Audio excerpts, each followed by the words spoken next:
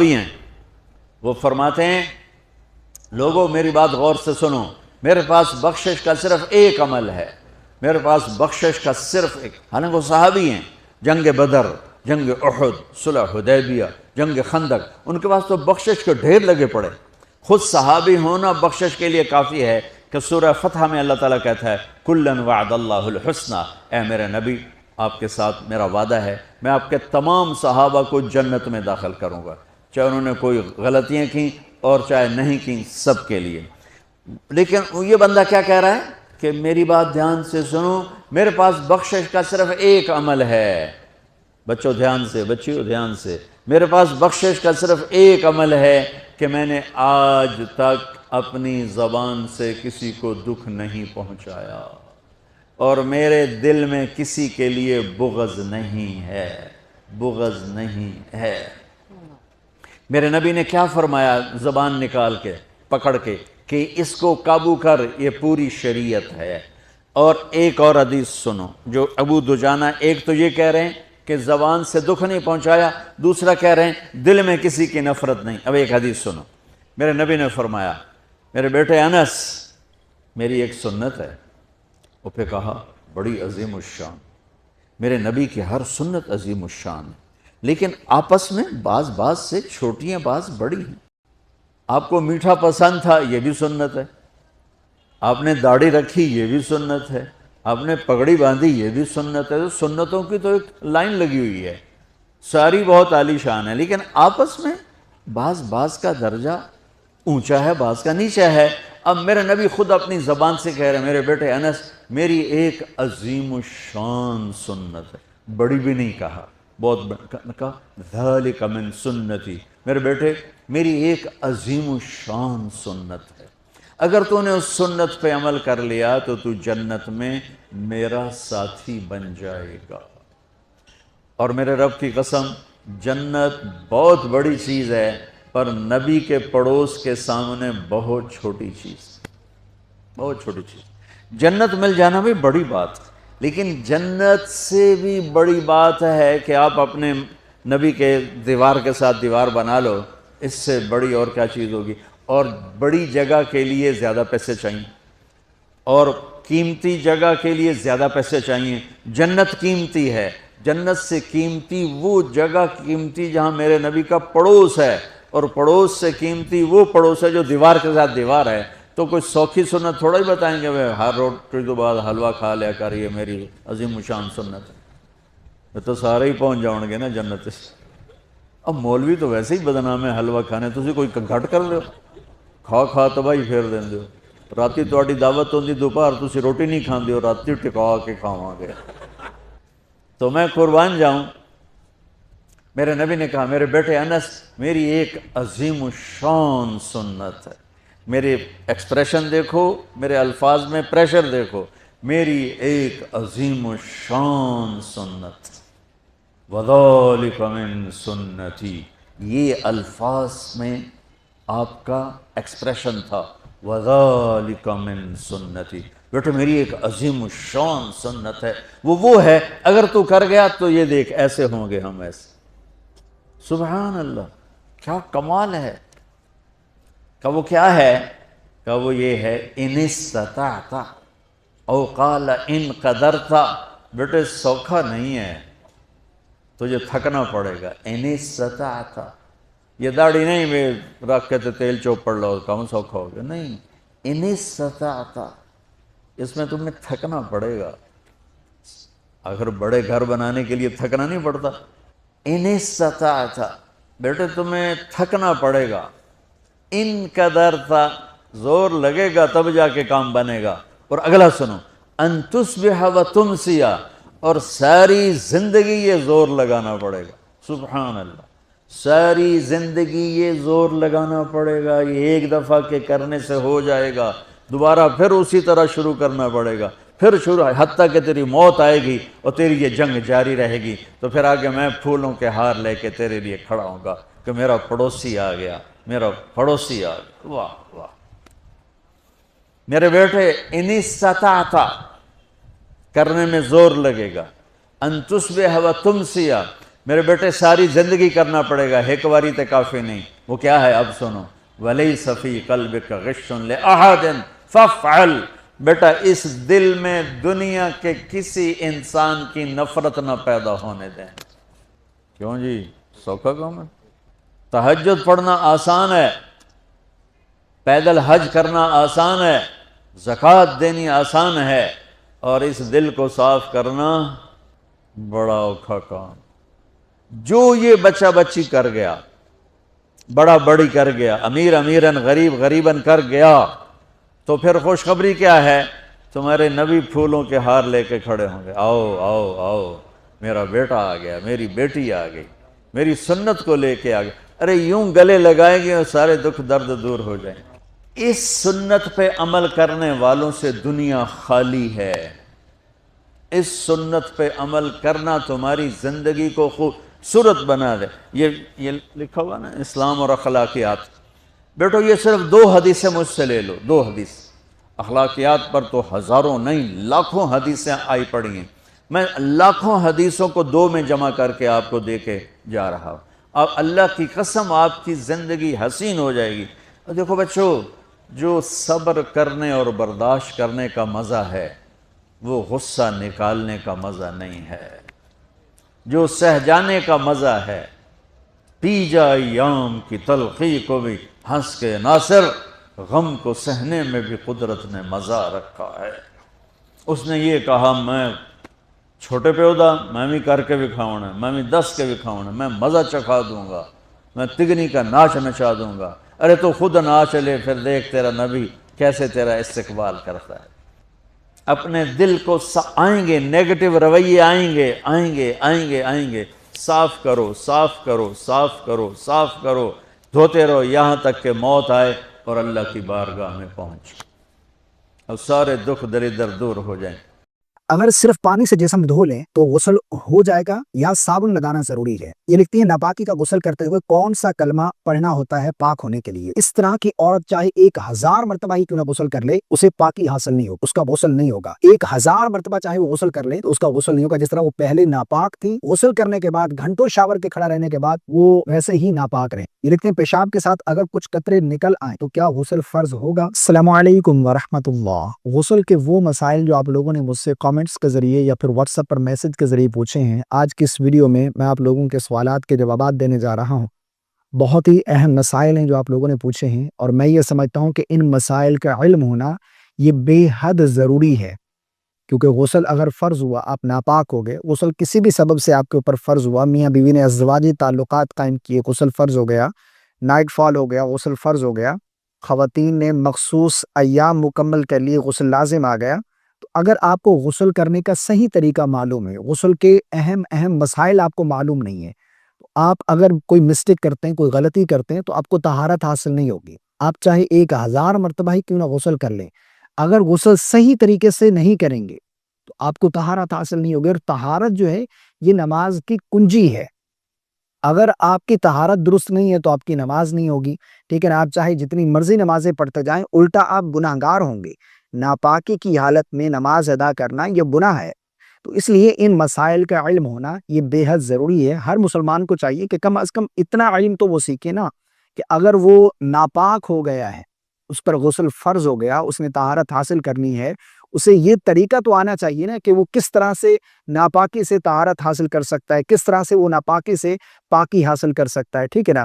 تو یہ بہت ہی اہم مسائل ہیں۔ ویڈیو اگر تھوڑا لینتھی ہو گیا تو آپ اس پر کامنٹ نہیں کیجیے گا، میں بہت ہی اہم مسائل آپ لوگوں کے ساتھ شیئر کرنے جا رہا ہوں۔ انشاءاللہ عز و جل اس ویڈیو سے آپ کو بہت کچھ سیکھنے کو ملے گا۔ یہاں پر سب سے پہلے ایک چیز میں کلیئر کرتا چلوں، آپ لوگ جتنے بھی سوالات کرتے ہیں نا، اپنا نام ضرور لکھا کریں، اور سوال لکھنے کے بعد سینڈ کرنے سے پہلے ایک مرتبہ پڑھ لیا کریں، کیونکہ بہت ساری غلطیاں ہوتی ہیں، الفاظ کی تبدیلی ہو جاتی ہے، آگے پیچھے الفاظ ہو جاتے ہیں، جس کی وجہ سے آپ کا سوال سمجھ نہیں آتا، تو یہ آپ نے ضرور توجہ کرنی ہے۔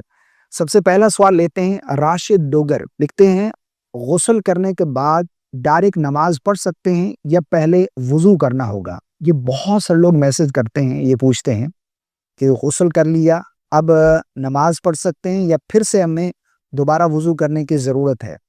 دیکھیں، جب آپ غسل کرتے ہیں نا، جتنے بھی اعضا وضو میں دھونا فرض ہے، یعنی چہرہ دھونا، دونوں بازوں کونیوں سمیت دھونا، مسح کرنا، پاؤں دھونا، یہ فرائض ادا ہو جاتے ہیں، جس کی وجہ سے غسل کے ساتھ ساتھ آپ کا وضو بھی ہو گیا۔ اب اگر آپ غسل کرنے کے بعد کوئی ایسا عمل آپ سے نہیں ہوتا جس سے غسل فاسد ہو جائے، وضو فاسد ہو جاتا ہے، وضو ٹوٹنے والی کوئی چیز آپ سے سرزد نہیں ہوتی، تو آپ اسی وضو کے ساتھ آپ نماز ادا کر سکتے ہیں۔ دوبارہ سے آپ کو وضو کرنے کی ضرورت بالکل نہیں ہے، ٹھیک ہے نا۔ بہت سے لوگ یہ سمجھتے ہیں کہ اگر غسل کر رہے ہیں تو اس وقت تو ہم نے برہنہ حالت میں غسل کیا، واش روم میں تھے، ہم نے جسم پر کوئی کپڑے نہیں تھے تو ہمارا وضو نہیں ہوگا۔ تو یاد رکھیے گا یہ ضروری نہیں ہے۔ بعض لوگ یہ سمجھتے ہیں کہ اگر گھٹنا کھل جائے یا برہنہ ہو جائے تو وضو ٹوٹ جاتا ہے، تو یہ تمام بہت بڑی غلط فہمیاں ہیں، ٹھیک ہے نا۔ ایسا بالکل نہیں ہے، برہنہ ہونے سے یا پھر گھٹنا کھل جانے سے وضو فاسد نہیں ہوتا، وضو نہیں ٹوٹتا۔ اگر آپ نے غسل کیا ہے اور غسل کے بعد کوئی ایسا عمل آپ سے نہیں ہوا جس سے وضو فاسد ہو جاتا ہے، تو آپ اسی غسل کے ساتھ دوبارہ نماز ادا کر سکتے ہیں، ڈائریکٹ دوبارہ آپ کو وضو کرنے کی حاجت بالکل نہیں ہے۔ اگلا سوال لکھتے ہیں رانا وقاص، اگر صرف پانی سے جسم دھو لیں تو غسل ہو جائے گا یا صابن لگانا ضروری ہے؟ دیکھیں، صابن اور شیمپو وغیرہ یہ جتنی بھی چیزیں ہیں یہ صرف صاف ستھرائی کے لیے ہے، ٹھیک ہے نا۔ صابن لگائیں جسم کو صاف ستھرا کرنے کے لیے، میل کچیل اتارنے کے لیے۔ باقی اگر آپ کے اوپر غسل فرض ہے نا، اب آپ اگر پانی سے 3 فرض ادا کر لیتے ہیں، یہ جو 3 فرائض ہیں نا، کلی کرنا، ناک میں پانی ڈالنا اور اسی طرح پورے بدن پر پانی بہانا، یہ 3 فرائض اگر صحیح طریقے سے آپ ادا کر لیتے ہیں تو آپ کا غسل ہو گیا، آپ کو طہارت حاصل ہو گئی۔ اگر صابن استعمال کرتے ہیں تو جسم کی صاف ستھرائی کے لیے، یعنی جسم پر کوئی میل وغیرہ ہے تو وہ اتارنے کے لیے، اور شیمپو وغیرہ بالوں کو صاف کرنے کے لیے۔ باقی ضروری نہیں ہے کہ صابن لگائیں گے تو ہی آپ جو ہے وہ پاک ہوں گے ورنہ نہیں ہوں گے، ایسا بالکل نہیں ہے۔ آپ جسم دھو لیتے ہیں اچھے طریقے سے، 3 فرائض جو ہیں غسل کے ادا کر لیتے ہیں تو آپ کو طہارت حاصل ہو گئی۔ شمیلہ نذیر یہ بہن لکھتی ہیں، ناپاکی کا غسل کرتے ہوئے کون سا کلمہ پڑھ ہوتا ہے؟ اب یہاں پر دیکھیں، لکھنا چاہیے تھا پڑھنا ہوتا ہے، لیکن انہوں نے لکھا ہے کہ پڑھ ہوتا ہے، اس لیے میں کہتا ہوں کہ سوال سینڈ کرنے سے پہلے آپ ایک مرتبہ پڑھ لیا کریں۔ سوال لکھا ہے انہوں نے، ناپاکی کا غسل کرتے ہوئے کون سا کلمہ پڑھنا ہوتا ہے پاک ہونے کے لیے؟ دیکھیں، غسل اگر آپ کے اوپر فرض ہوا، جس طرح میں نے بتا دیا کہ 3 فرائض ہیں جو آپ نے مکمل کرنے ہیں، اگر آپ 3 فرائض ادا کر لیتے ہیں آپ کو پاکی حاصل ہو گئی۔ اگر آپ ناپاک تھے آپ کو طہارت حاصل ہو گئی، آپ پاک ہو گئے۔ کلمہ پڑھنا اور ایسی جگہ پر جہاں پر انسان برہنہ حالت میں ہے اور اسی طرح غسل کر رہا ہے، وہ ایسی جگہ ہی نہیں ہے جہاں پر کھڑے ہو کر انسان کلمہ خیر ادا کرے، تو کلمہ پڑھنا یہ ضروری نہیں ہے۔ اور ویسے بھی کلمہ ایسا نہیں ہے، بعض لوگ یہ سمجھتے ہیں کہ ناپاک ہیں تو جب تک کلمہ نہیں پڑھیں گے تو ہم پاک نہیں ہوں گے، یہ بہت بڑی غلط فہمی ہے، ٹھیک ہے نا۔ کلمہ پڑھنے سے پاک نہیں ہوں گے، آپ غسل کے فرائض ادا کر لیے، آپ پاک ہو گئے۔ کلمہ پڑھنا یہ ضروری نہیں ہے۔ ہاں، غسل کرنے کے بعد باہر آپ نکل آئے، واش روم سے کپڑے وغیرہ پہن لیے، آپ چاہے جتنی مرضی مرتبہ آپ کلمہ پڑھیں یا جو آپ ذکر و اذکار کرنا چاہیں کر سکتے ہیں۔ یہ تصور کرنا ہے کہ وہاں پر کھڑے ہو کر کلمہ پڑھیں گے غسل کرتے ہوئے تو ہم پاک ہوں گے، یہ بہت بڑی غلط فہمی ہے، ٹھیک ہے نا۔ بہت سارے لوگ یہ غلطی کرتے ہیں، بہت سارے لوگ پوچھتے ہیں نا، تو اس سے اندازہ ہوتا ہے کہ بعض لوگوں کا یہ معمول ہے کہ غسل کرتے ہوئے وہ کلمہ وغیرہ اور اسی طرح ایمان مفصل آمنت باللہ و ملائکتہ یہ پڑھتے ہیں، ٹھیک ہے نا، تو یہ درست نہیں ہے۔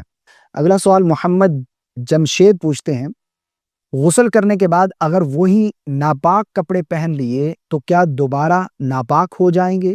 غسل فرض ہو جائے گا؟ دیکھیں، غسل کرنے کے بعد اگر آپ نے وہی کپڑے پہن لیے جو غسل سے پہلے آپ نے پہن رکھے تھے تو ان کپڑوں کے پہننے سے آپ کے اوپر غسل فرض نہیں ہوگا، آپ وہ پہن سکتے ہیں، ٹھیک ہے نا۔ اور اگر کپڑوں پر کہیں نجاست نہیں لگی تو وہ کپڑے پاک ہیں، انہیں کپڑوں کے ساتھ آپ نماز وغیرہ بھی پڑھ سکتے ہیں۔ اگر ان کے اوپر نجاست لگی ہے، وہ کپڑے ناپاک تھے اور وہ نجاست جو ہے جسم پر لگ گئی، دوبارہ آپ نے پہنی جسم پر لگ گئی، تو غسل فرض نہیں ہوگا۔ ہاں، صرف جسم کا اتنا حصہ ہی ناپاک ہوگا جتنے پر نجاست لگی ہے، اتنے حصے کو آپ پاک کریں گے، غسل اس کی وجہ سے فرض نہیں ہوگا۔ تو اگر وہی کپڑے پہن لیے تو غسل دوبارہ فرض نہیں ہوگا۔ اگر نجاست لگی تھی کپڑوں پر اور وہ کپڑوں کی نجاست جسم پر کہیں لگ گئی تو اب جسم کا صرف اتنا حصہ ہی ناپاک ہوگا، اس کو آپ نے پاک کرنا ہے، غسل آپ کے اوپر فرض نہیں ہوگا۔ اگر وہ کپڑے پاک تھے، کہیں نجاست وغیرہ نہیں لگی تھی، آپ دوبارہ پہن لیتے ہیں تو وہ کپڑے پاک ہیں، ٹھیک ہے نا۔ نجاست لگے گی تو کپڑا جو ہے وہ ناپاک ہوگا، ایسے ناپاک نہیں ہوگا۔ اگلا سوال کسی نے لکھا ہے، نام ان کا تھوڑا مجھے سمجھ نہیں آ رہا، آئی ڈی نیم۔ یہ لکھتے ہیں پیشاب کے ساتھ اگر کچھ قطرے نکل آئیں تو کیا غسل فرض ہوگا؟ دیکھیں، پیشاب کرتے ہوئے بعض لوگوں کو یہ مرض ہوتا ہے کہ انہیں کچھ دھات وغیرہ اس طرح جو ہے وہ قطرے، اسے ودی کہتے ہیں، ٹھیک ہے نا، وہ قطرے نکل آئے تو اس کی وجہ سے غسل فرض نہیں ہوتا، ٹھیک ہے نا۔ ہاں، وضو فاسد ہو جاتا ہے اگر وضو کر لیا، اور اسی طرح کپڑے پر اگر یہ نجاست لگ گئی تو کپڑے کا اتنا حصہ ناپاک ہو جائے گا، اس کا پاک کرنا ضروری ہے، غسل بہرحال فرض نہیں ہوتا۔ محمد ارشد لکھتے ہیں، کیا غسل سے پہلے وضو کرنا ضروری ہے؟ اگر بغیر وضو غسل کر لیا تو ہوگا یا نہیں؟ دیکھیں، غسل سے پہلے وضو کرنا ضروری نہیں ہے، سنت ہے، اس طرح میں نے سنت طریقہ سب سے پہلے بیان کیا ہے۔ اگر ڈائریکٹ آپ جو ہے وہ غسل کر لیتے ہیں، فرض غسل کے جو ادا کر لیتے ہیں، یعنی کلی کر لیتے ہیں، ناک میں پانی ڈال لیتے ہیں اور جسم پر پانی بہا لیتے ہیں، جب بھی آپ کا غسل ہو جائے گا، لیکن یہ خلاف سنت ہوگا۔ سنت طریقے سے غسل آپ کو کرنا چاہیے۔ بہرحال اگر بغیر وضو آپ نے غسل کر لیا تو غسل آپ کا ہو جائے گا، طہارت آپ کو حاصل ہو جائے گی۔ یہ کسی نے سوال لکھا ہے، یہ لکھتے ہیں، اگر کسی خاتون نے نیل پالش لگا رکھی تھی اور اس پر غسل فرض ہوا اور اس نے بغیر نیل پالش اتارے غسل کر لیا تو غسل ہوگا یا نہیں؟ دیکھیں، اس طرح کی عورت چاہے 1000 مرتبہ ہی کیوں نہ غسل کر لے، اسے پاکی حاصل نہیں ہوگی، اس کا غسل نہیں ہوگا جب تک وہ یہ غلطی درست نہیں کرے گی۔ 1000 مرتبہ چاہے وہ غسل کر لے تو اس کا غسل نہیں ہوگا۔ جس طرح وہ پہلے ناپاک تھی، غسل کرنے کے بعد گھنٹوں شاور کے کھڑا رہنے کے بعد وہ ویسے ہی ناپاک رہے گی۔ نیل پالش جو ہے نا، یہ ناخنوں کے اوپر اپنی تہ بنا لیتی ہے، ٹھیک ہے نا، جس کی وجہ سے ناخن پر پانی نہیں پہنچ پاتا۔ اور غسل کا تیسرا فرض جو ہے، جسم کا کوئی بھی حصہ بال برابر بھی خشک رہ گیا تو غسل نہیں ہوگا، آپ کو طہارت حاصل نہیں ہوگی، اس کو ریموو کرنا پڑے۔ اسی طرح بعض خواتین لپسٹک بھی استعمال کرتی ہیں، اور آج کل معلوم کرنے پر معلوم ہوا ہے کہ واٹر پروف اس طرح کی لپسٹک آ رہی ہیں کہ جب تک ان کو ریموو نہ کیا جائے تو وہ اترتی نہیں ہے، ٹھیک ہے نا، وہ پھیلتی نہیں ہے، اترتی نہیں ہے۔ تو اگر اس طرح کی لپسٹک استعمال کرتی کوئی خاتون تو اس کا ریموو کرنا بھی ضروری ہے، جب جا کر اس کا غسل ہوگا۔ اور یہ مسائل جو ہے وہ اکثر خواتین نہیں جانتی، اور یہ چیزیں لپسٹک اور نیل پالش یہ تو عام ہو چکی ہیں، ہر خاتون جو ہے وہ یوز کرتی ہے۔ اگر کوئی خاتون اس طرح اس کے اوپر غسل فرض ہوا اور اس نے چاہے غسل ہے یا وضو ہے، اگر نیل پالش لگی وضو کیا تو وضو بھی نہیں ہوگا، غسل کیا تو غسل بھی نہیں ہوگا، جب تک اس کو اتار کر غسل اور وضو نہیں کرے گی، جب تک اس کا غسل اور وضو نہیں ہوگا۔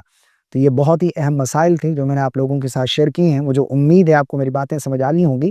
اس کلپ کو شیئر کر دیجیے گا تاکہ دوسرے لوگ بھی فائدہ اٹھائیں، اور پسند آنے کی صورت میں لائک کرنا بالکل نہیں بھولیے گا۔ مجھے اپنی خاص دعاؤں میں یاد رکھیے گا۔ السلام علیکم ورحمۃ اللہ۔